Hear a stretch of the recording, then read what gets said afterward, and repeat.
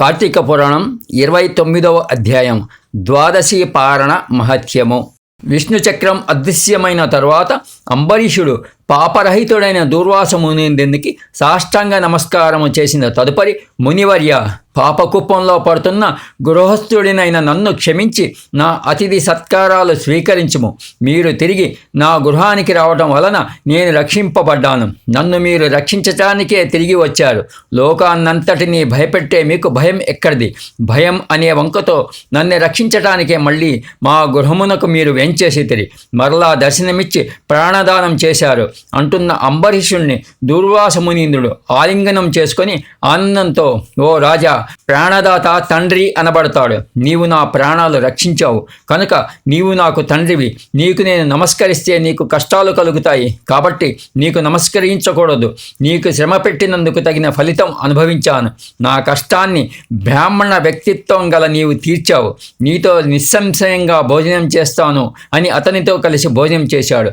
ధర్మజ్ఞుడైన దుర్వాసుడు దయాళుడు, ధర్మములు తెలిసినవాడు. విష్ణు భక్తుడైన అంబరీషుణ్ణి పరీక్షించాలని ఈ ప్రయత్నం చేసి అతని భక్తిని నిరూపించి అతనిని పొగిడి దూర్వాస మునీంద్రుడు వెళ్ళిపోయాను. కార్తీక మాసమున హరిబోధిని అగు ద్వాదశి సకల యజ్ఞాల ఫలితం ఇస్తుంది, సకల దానాల ఫలం ఇస్తుంది, పుణ్యతీర్థాలన్నింటా స్నానం చేసిన ఫలితాన్ని ప్రసాదిస్తుంది.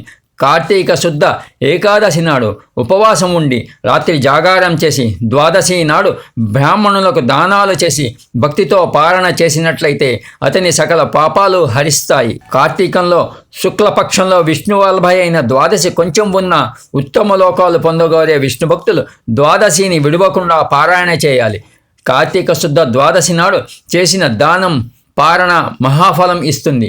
ఈ ఉపాఖ్యానం శ్రద్ధాభక్తులతో వినినవారు సకల పాపాల నుండి విముక్తులై పుత్ర పౌత్రాదులతో సకల సుఖాలు అనుభవించి ఉత్తమ గతిని పొందుతారు అని ఆత్రి మహర్షి అగస్త్యునకు వివరించాడు. 29వ అధ్యాయం సంపూర్ణం. ఓం నమో శంభో హర హర హర శంకర. ఓం నమః శివాయ.